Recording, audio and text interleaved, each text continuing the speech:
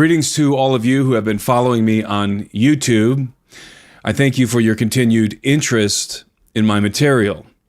Today I would like to do something a little different on this channel. I'm going to tell you a story.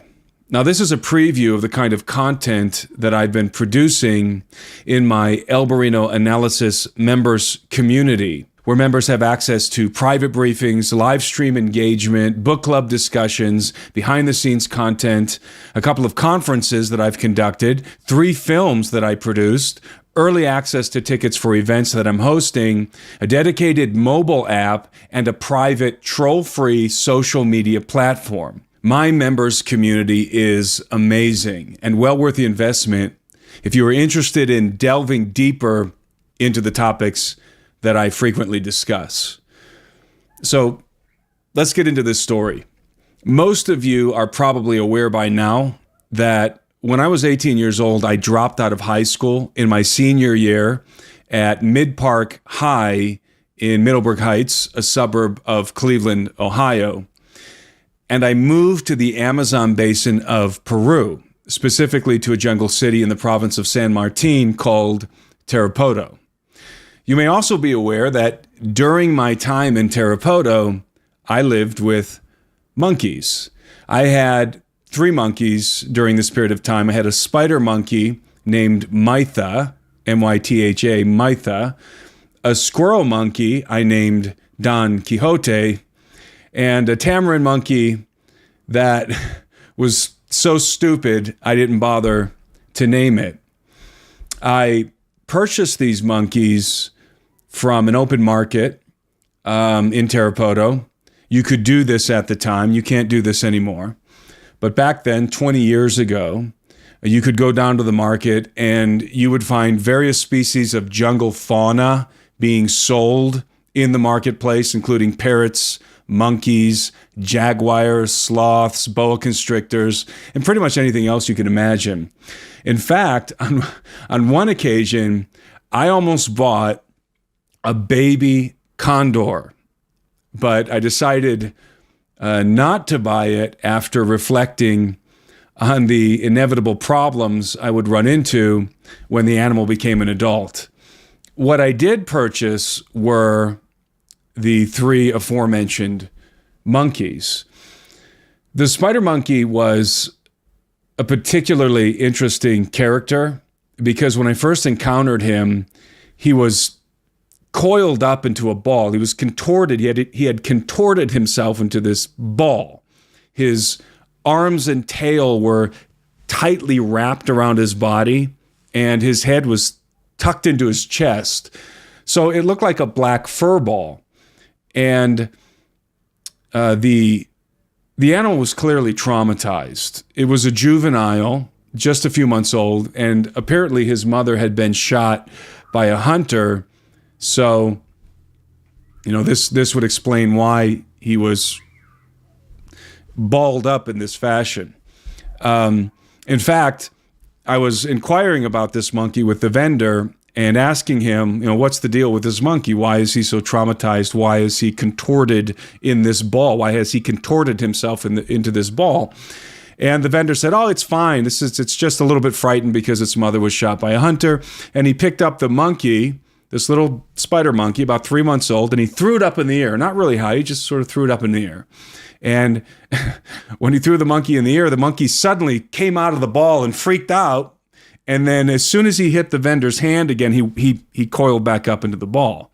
So, it was just a sign of life, I guess, by the vendor to prove to me that this monkey was indeed alive and healthy. And he also fed it a banana, and it stuck its head up, momentarily stuck its head up and bit a piece of the banana and then tucked its head back into the ball. So this was my first encounter with what was to become my pet spider monkey. So after I bought this monkey, I walked back up to my home on the outskirts of the city, and I was living in a very primitive house. There wasn't even indoor plumbing, and I had a backyard and had a large tree in the backyard, and so it was I enjoyed it. It was a nice enough accommodation for me. And the bizarre thing about this house was that it had 2 bedrooms, very small. It had 2 bedrooms that were facing each other with sort of a little corridor in between. And one of the bedrooms had a inward-facing window. In other words, it had a window that, rather than look outside, it was looking into the house. And what's even more bizarre is that this window had bars. I don't know who the previous occupants of this house were or what they were doing, but in my mind, this room with this inward-facing window with bars would make for a perfect cage for a monkey or several monkeys. So when I got back up to my house, I placed my monkey in this room that I had prepared beforehand. I had water and food in there for him and, some stuff for him to climb on. And it was nighttime, and I was getting ready to go to bed. So I left the door open in this room to try and make the monkey feel a little bit more comfortable.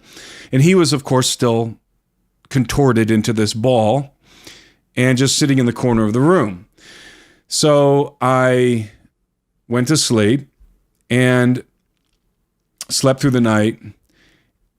And the following morning, I suddenly woke up out of a deep sleep because somebody was slapping me in the face. I felt a tiny hand slapping me in the face. And I was sort of shocked out of my sleep, and I'm just staring at the ceiling, wondering if I had dreamed this. Did I just dream that I was slapped in the face, or did somebody actually slap me in the face?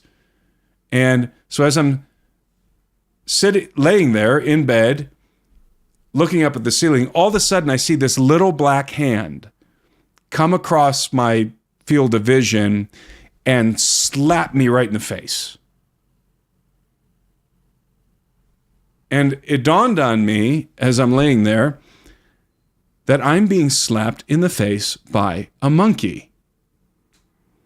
And so I wanted to see how long how this was gonna play out. So I pretended that I was still sleeping, but I kept my eyes open.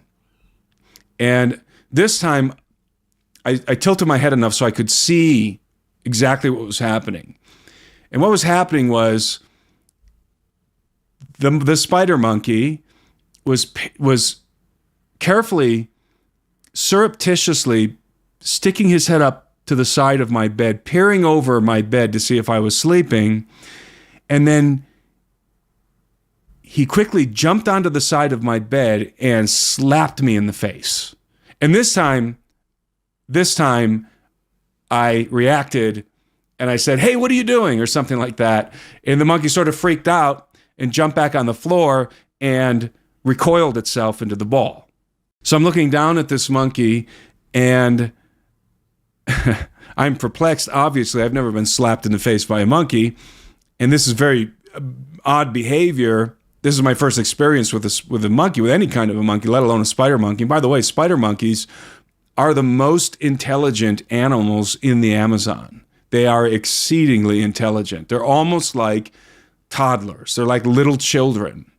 And as I'm staring at the spider monkey coiled up, he gradually uncoils himself. And he slowly looks up at me and very cautiously climbs up onto the bed and jumps into my lap.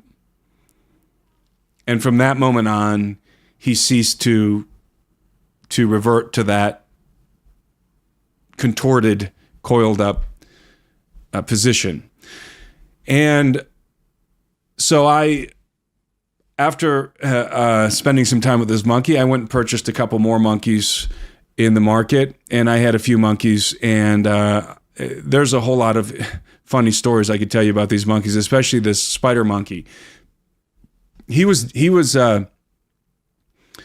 This spider monkey was mischievous, a little bit devious, and there were some hilarious things that happened between him and the other monkeys. But I will forego those stories for the time being and move this narrative along. So I'm there living with monkeys. I'm learning Spanish. I'm interacting with my neighbors. And I'm on the outskirts of town, so it's just basically jungle beyond where I live.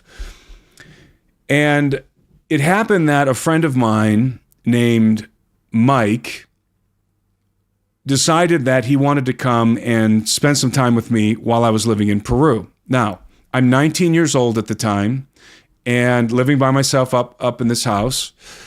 And so I was excited about the prospect of having a good friend of mine from Cleveland come and spend some time with me. And Mike arrived, and we decided, when Mike got there, we decided to embark on a hitchhiking adventure through Peru.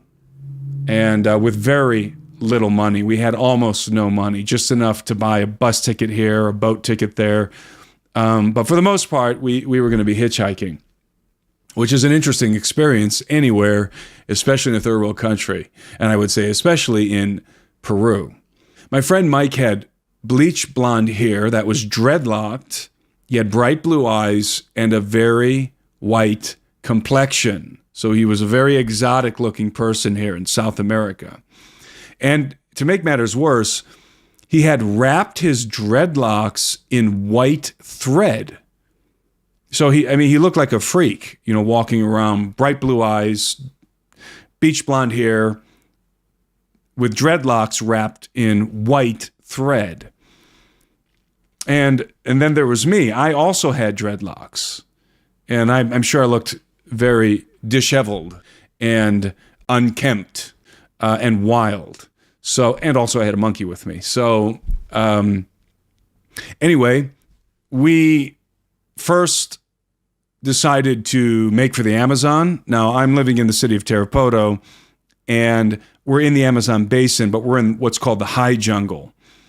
And the Amazon River begins in Peru. It begins in South America at the city of Iquitos, where three rivers come together, or two main rivers come together, the Marañón and the Huallaga, and they form the Amazon River. We went to Iquitos. We traveled to Iquitos, and we went there by boat down the Huallaga River, which again was itself an adventure, and a lot of stories from that portion, from that particular episode. And we spent some time in the Amazon jungle before deciding that we were going to turn around and head for the Andes. And there were some things that happened that convinced us that we should change courses and head for the mountains. I won't get into those things. So we were making our way. We made our way into the northern Andes, and the way that we were doing this was a combination of walking and hitchhiking. So we ran out of money after a while, so we didn't have money for buses anymore. So what we were doing was we were walking and hitchhiking our way through Peru. And we passed through a couple of small villages where we were told that we were the first gringos to ever set foot there. That's what they told us, in a couple of villages. And these villages were definitely off the beaten path. There were no tourists anywhere in this area. This is not like, Iquitos, there's a lot of tourists, a lot of Americans and Europeans. And this is not like Cusco, Machu Picchu, where there's tons of tourists everywhere. No, we are in a part of the Andes where we are literally the only gringos, probably for hundreds of miles around. And some of these people living there had only seen gringos on TV. And again, this was 20 years ago, and we were the first white dudes to ever walk into their villages, which was very interesting.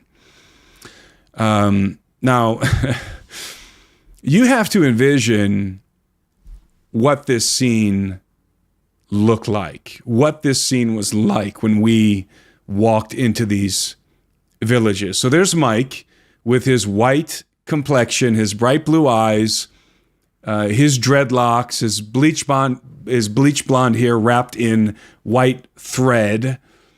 And then there was me. I also had dreadlocks at the time, as I mentioned. And I was wearing, believe it or not, I was wearing a gray woolen cloak that a friend of mine, Jenny, had bought for me at a Renaissance festival. And I had a monkey on my shoulder. I was also wearing the traditional indigenous sandals called yanques that are fashioned from old automobile tires. They would repurpose the tread on these tires and make sandals out of them.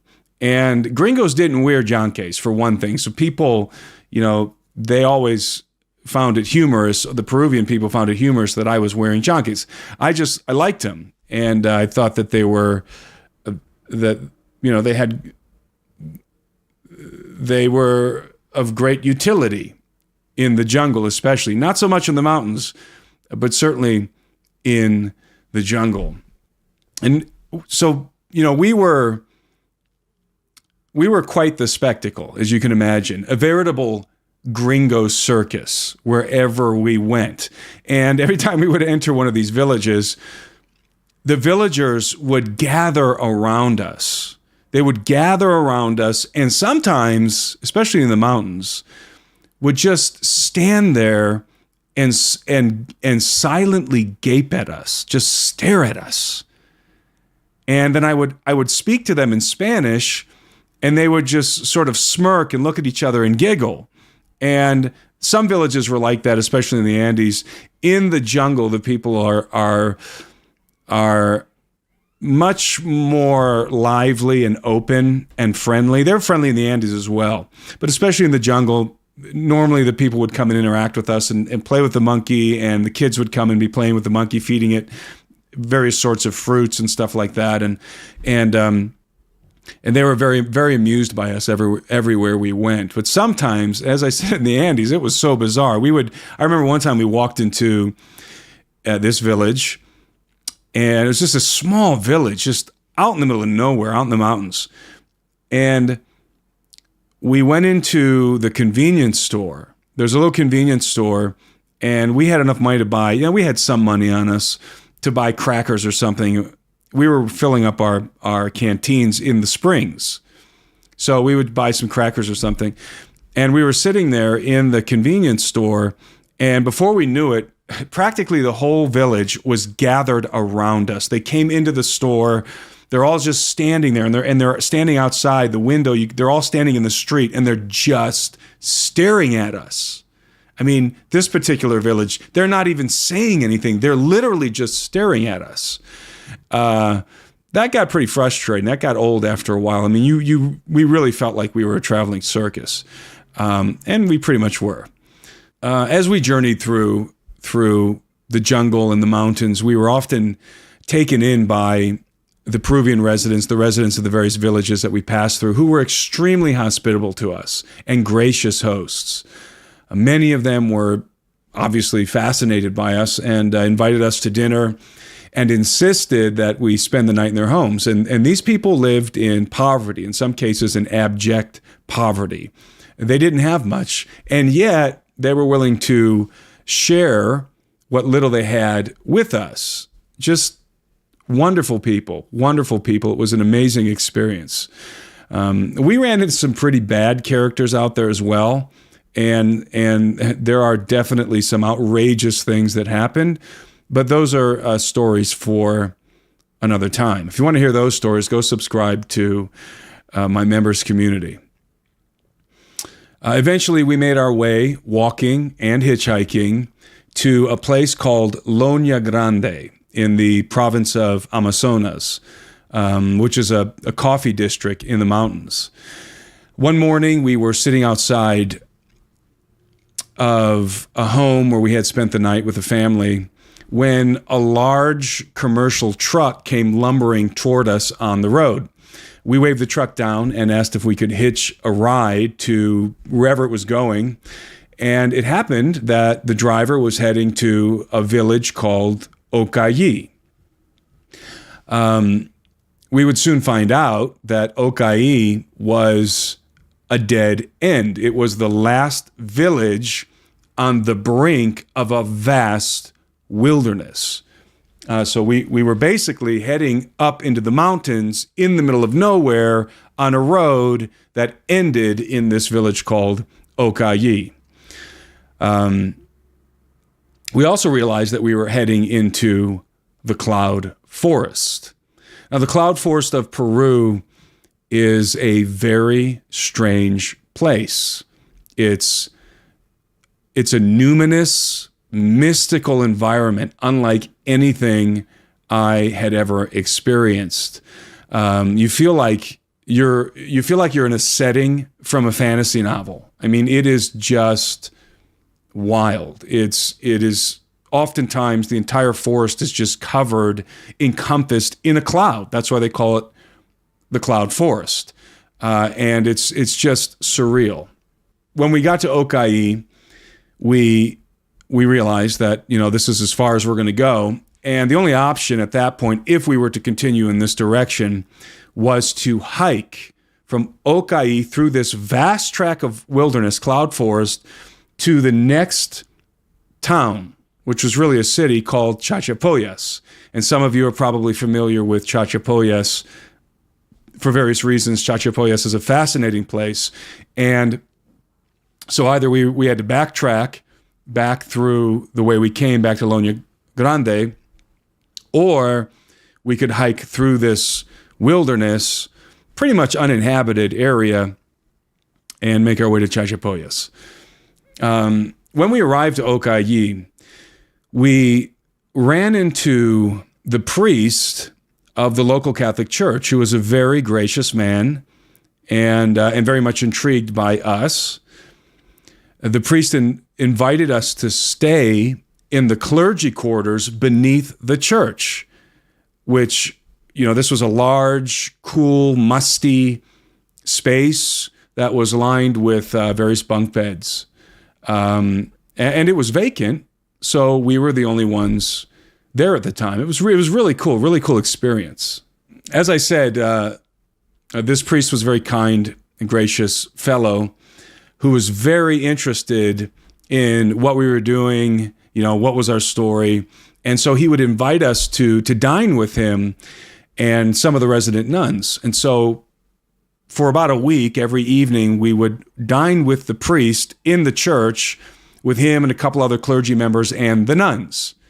And these dinners were very entertaining affairs because the priest would regale us with fascinating tales from the Cloud Forest, often involving supernatural phenomena that was evidently commonplace to the people living in Okayi, in the environs of this forest, who ventured into the forest, especially at night. They would often have very interesting experiences in the vicinity of the Cloud Forest and within the Cloud Forest itself.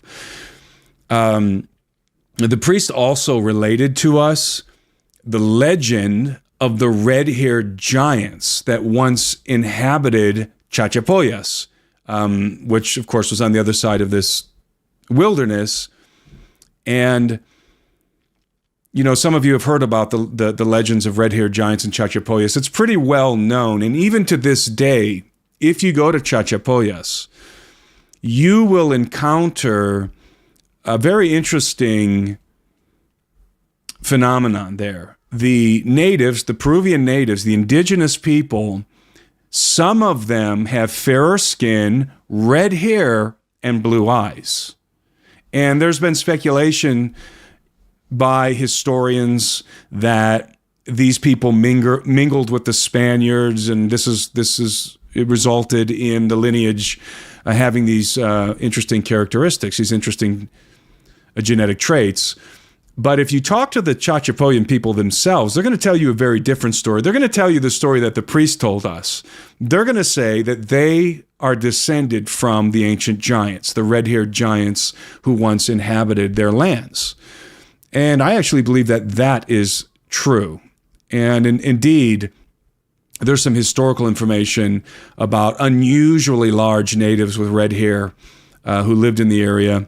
And, we're talking 7.5 feet tall, And I've even heard rumors of the bones of giants, skeletal remains of giants up to 9 feet tall that have been discovered in the region of Chachapoyas, precisely in this cloud forest that's separating us from the city of Chachapoyas. We learned from the priest that the local people believed that the red-haired giants were still living deep within the cloud forest. And some of these people claimed to have encountered the giants, either directly or indirectly. The priest told us about a very strange phenomenon that was happening in the village. Apparently, cows were routinely disappearing. And when their owners would go into the forest to look for them, they would sometimes, to their utter dismay, find their cows suspended up in the branches of the larger trees. Now, obviously, we thought that the priest was just pulling our leg, but we actually were able to confirm the story with a couple of farmers in town who described the experience to us. Basically, to their great shock, they had discovered one or several of their cows suspended in the trees.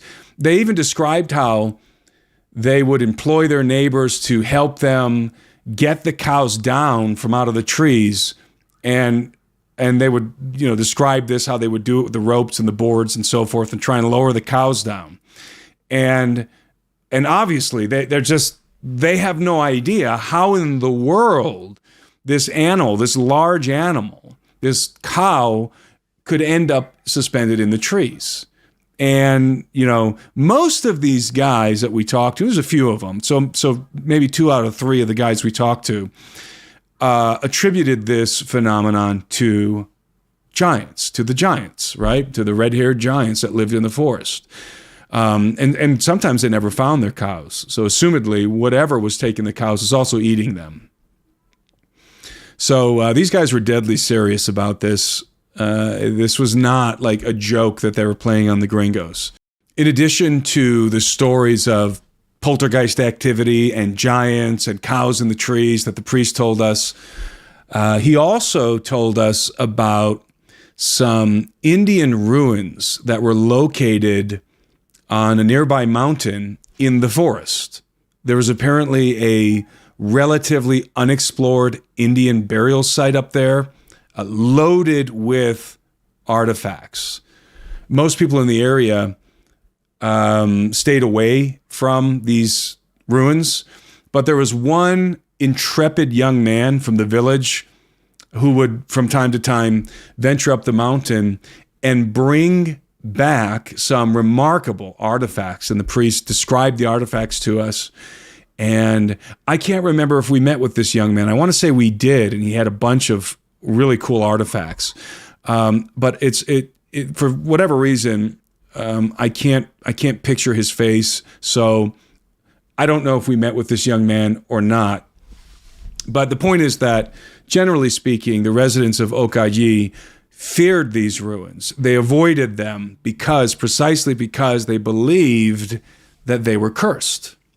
In fact, the priest related a bizarre story to us that, the details of which are foggy in my mind now. I can't remember exactly how the story went, but it had something to do with a group of foreigners who had somehow learned of this Indian burial site, and some years previous to our visit, had arrived to the village in a helicopter and were intending to go up there and explore the site. As I said, the site was rumored to be harboring a vast amount of artifacts, including gold and maybe even a gold mine. And this, according to the priest, is what the foreigners were interested in. And for some reason, I recall this group of foreigners having something to do with a mining company. So maybe they heard that there was a gold mine up there by these Indian ruins, and they were coming to survey. I don't remember the exact details of the story. But to make a long story short, these guys went up to the Indian ruins. This is what the priest told me. They went up to the Indian ruins, and they discovered something terrifying up there, and they ran into some serious trouble because one of them died during the expedition. That I do remember for sure. The priest and a couple of other people in town confirmed to us that these gringos, whoever they were, one of them died up at these ruins. And in fact, the priest told us that there was an individual who was lowered down into a cave, and the wall of the cave was lined with gold. So in other words, this was like a gold mine or something, and a gold mine, maybe an Indian gold mine. And this individual, while he was down there suspended on this rope, looking at this gold, he suddenly perished. He was struck dead by some unseen force. This is what they say. Okay.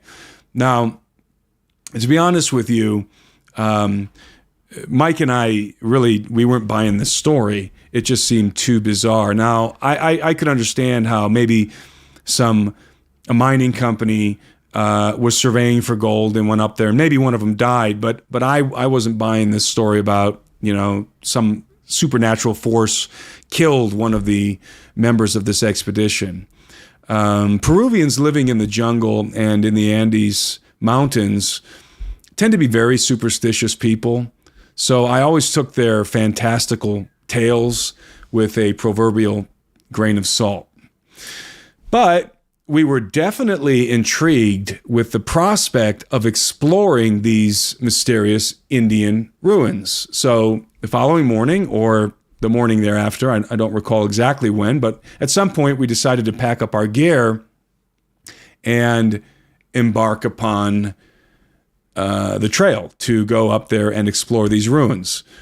Now, the priest had one of the villagers who was familiar with the path take us to the trailhead, which was in the vicinity of the village, and orient us in the right direction. He told us that it would probably take about 4 to 6 hours to reach the ruins, like half a day. That's what I remember. It's going to take half a day to get up there. So our plan was to depart in the morning, reach the ruins sometime around midday or early afternoon, set up camp, and then spend the night or spend a couple of days at the ruins. So we had with us on this voyage in Peru, we had with us some camping gear and hammock tents. So we were prepared to camp up there. We were camping. We had been camping along the way, and we had enough food for a few days to give us time to explore these ruins. So me and Mike and the monkey set out on the path, expecting to be camping in the Indian ruins by nightfall. The problem was, and we did not anticipate this, the path was very muddy and extremely difficult to negotiate, especially considering that I was hiking in these Janke sandals, which it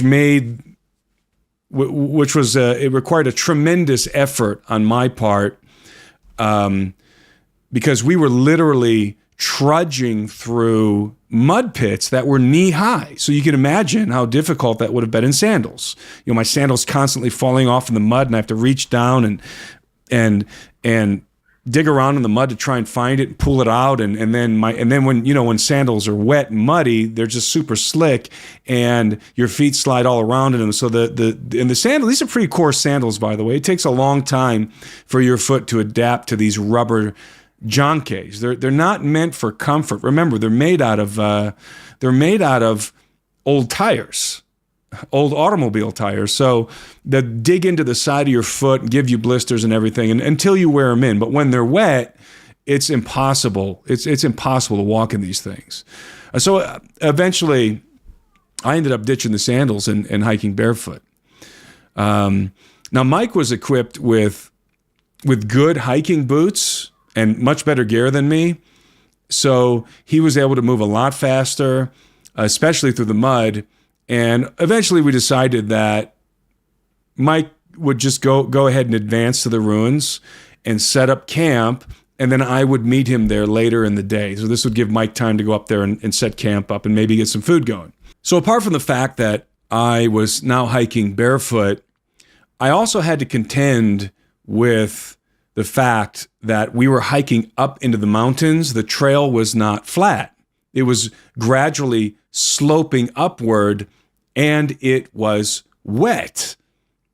And this made it treacherously slippery. There were times when I would climb barefoot on all fours to the top of a particularly steep and slick portion of the trail, only to fall on my ass at the top and slide all the way back down. You can imagine how frustrating this would have been and how miserable it was for the monkey desperately trying to cling to my shoulders as I slid and tumbled down these mud chutes. He was definitely not having a good time. This is not, the ideal habitat for a monkey, as you can imagine. This monkey came from a very warm, tropical environment, and it was much cooler here in the Cloud Forest. So he was not very happy. He was soaked and muddy and complaining, and as was I, to be sure. This went on for hours. This process of trying to scratch and claw my way up this trail to try and meet Mike up at the ruins, until eventually I realized that I was not going to make it to the ruins before nightfall, and I would have to spend the night on the trail and not in the woods, because setting up a camp in the forest, in this forest, was not an option. The Cloud Forest is very humid. It's very moist. It's dripping wet. Everything is covered in moss. And if you know anything about moss, moss is like a sponge, and it holds water. And the undergrowth is very thick. Plus, I'm on an incline. I'm on the side of a mountain. And so there's really no flat ground to work with anyway. Luckily, I had a hammock tent. Now, I did have a machete and a hatchet strapped into my belt, but I wasn't going to waste my time hacking through that wet vegetation, that soggy vegetation. There wasn't even any wood dry enough to get a fire going with a handful of matches I had in my gear. Mike had most of the camping gear with him.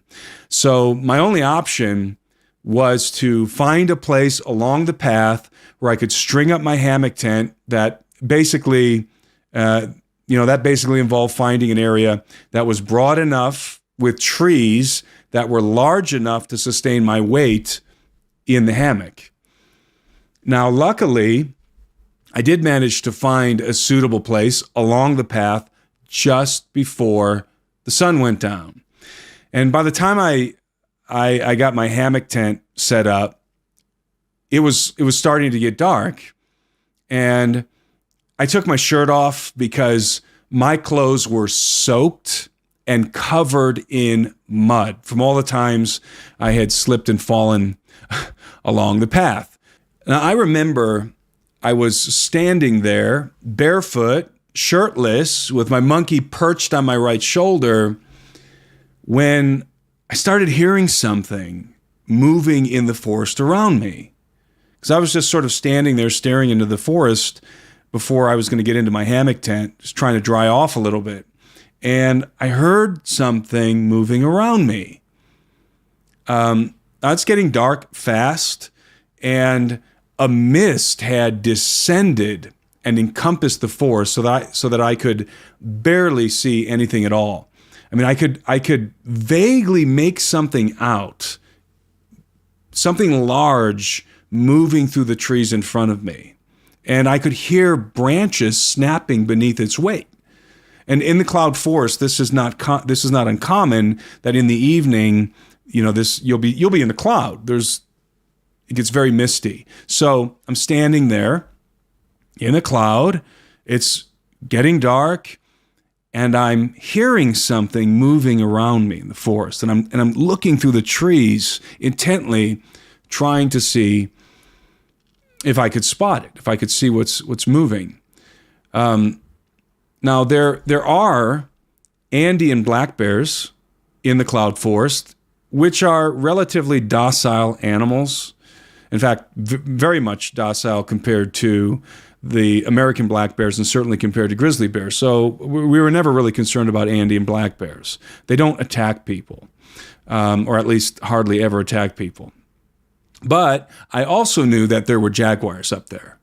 And those are a little more aggressive, especially if you're by yourself in a vulnerable position. Jaguars do attack people on occasion. So I'm wondering, is this a black bear? Is this a jaguar? That's what I was thinking. Now, the monkey was definitely spooked by whatever was out there. The monkey was quivering and looking intently, into the woods with me. So as I'm peering through the misty darkness, trying to get a glimpse of whatever it is that's moving through the trees, all of the sudden, a booming, thunderous voice growls my name, Tim! At the sound of the voice, the monkey squeals with fright and wraps its arms tightly around my neck. So now I'm standing there in utter shock, trying to pry this monkey that's freaking out, squeezing my neck, digging its fingernails into my skin. And I'm standing there as I'm doing this, wondering if something is about to come barreling at me from through the trees. And it was very suspenseful, as you can imagine. I mean, this voice was thunderous. It probably didn't, but it felt like it shook the ground. It was like thunder. And it very clearly shouted my name. And it was obviously audible. The monkey totally freaked out. So, nothing happened. I'm standing there waiting for something to happen. I probably grabbed my machete or something. I'm waiting for something to happen, but nothing happens. And I just stood there for probably a good 10 minutes, sort of bracing, because I didn't want to get in that hammock tent. When you're in a hammock tent, especially in the jungle, you feel like you have just wrapped yourself in a burrito, and you're just suspended there waiting for something to come along and take a bite, right? That's what you feel like sometimes in these hammock tents. Now, they're very useful. Hammock tents have great utility in these kinds of situations because you don't need a flat area to set them up on, unlike a tent.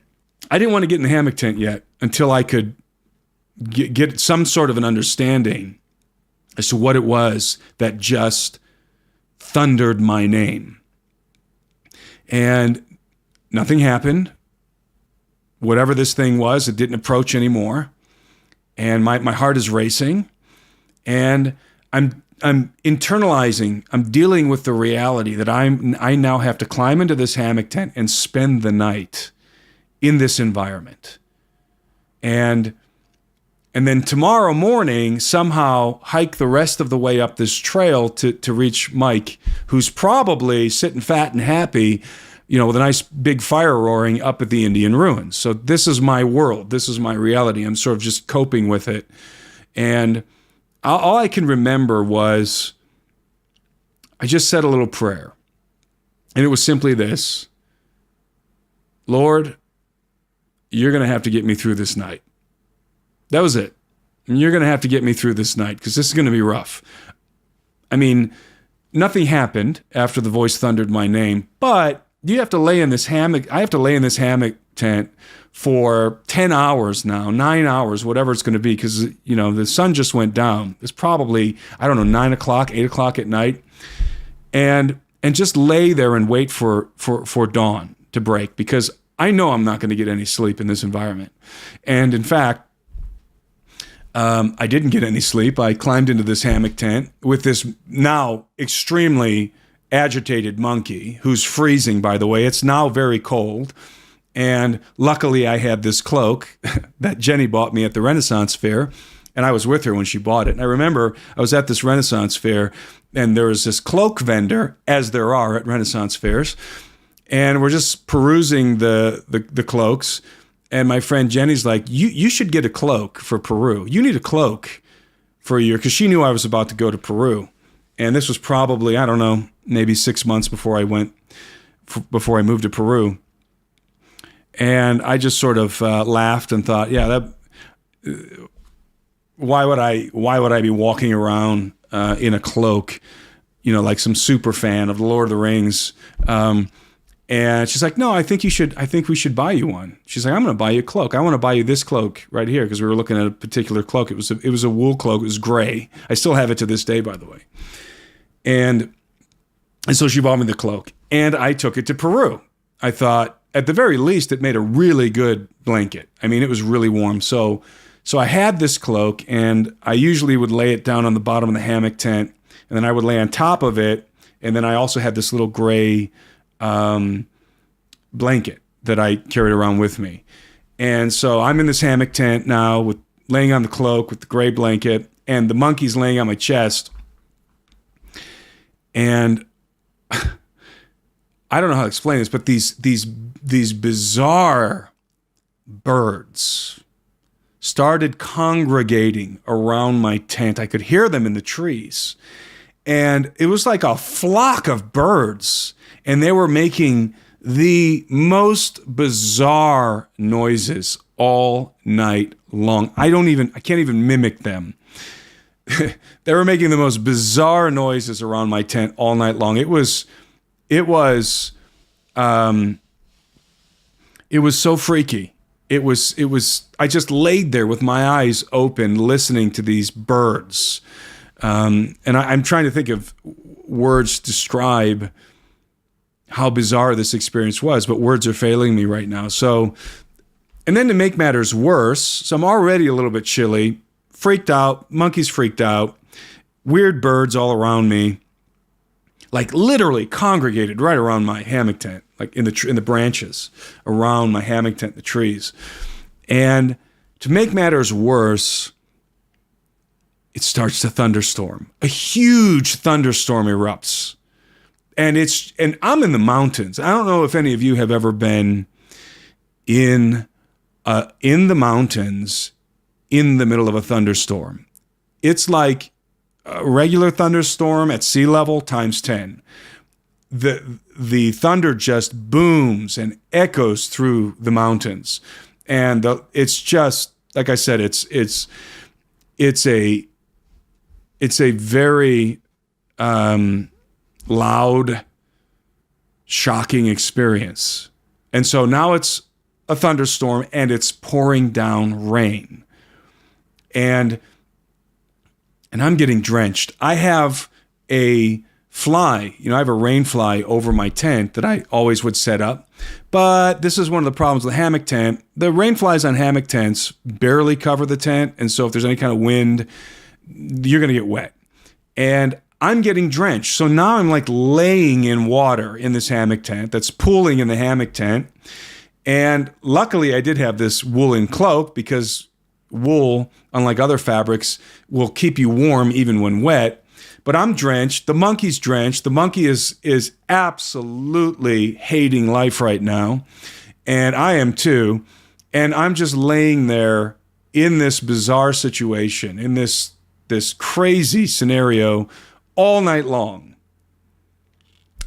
Always in the back of my mind, wondering what the heck thundered my name. Is it still out there? Is it gonna, pick me up and in this burrito I'm enveloped in, and throw me over its shoulder and carry me off into the forest? And obviously, I'm thinking about big red-haired giants, maybe big cannibalistic red-haired giants, like the priest told me about, And so it was not a very happy night for me. I did not sleep. Eventually, the thunderstorm subsided, and the sun rose, and it had rained almost all night. So remember this path, this trail that I was working my way up the previous day was already slick and difficult to negotiate, especially barefoot. Now I'm dealing with the reality that it's going to be twice as worse, because now it's even wetter. Now with this rain, I'm thinking about those mud pits that we walked through. They were knee high. Now they're going to be thigh high. And I'm just laying there thinking about all this. So when morning breaks and I pop out of the hammock tent, not only am I faced with a much more treacherous path to negotiate, but I literally woke up in a cloud. Okay, in a cloud, just like if you're in an airplane and you're flying through the clouds and you're enveloped in those white clouds, just like that, I am in a cloud. I can hardly see my hand in front of my face. So now I'm faced with the prospect of a much more treacherously wet and slippery path, and I can't see anything. I'm in a cloud. So obviously I made the only sensible decision. I got to go back down. I'm gonna end up fumbling and sliding my way down this mountain, but I can't get to the ruins. It's not going to happen. I got to go back down. And so my plan was to go down, go into the town, into Okayi, into the village, buy a pair of rubber boots and high socks, and then go back up the mountain to rendezvous with Mike. That because I didn't know Mike was probably going to be waiting for me up there, and I didn't want him to be waiting up there for days, waiting for me or looking for me in the forest. So I was going to try and get down the mountain, out to the village, and as I said, buy some rubber boots, some high socks, and come back up. That was the plan. So I packed up my hammock tent and started hiking down the mountain in a cloud. And as you can imagine, I probably fell down half that mountain. I mean, I would just be walking and just slip on my back and slide and roll until I got to the bottom of the incline. And but I was progressing much faster this way than I was trying to come up the mountain. So anyway, I got down to the flatter portions of this trail. I descended most of the mountainside. And I remember I'm standing in front of one of the larger bogs, one of the larger mud pits. And I'm just standing there thinking, damn it, I don't want to cross this thing.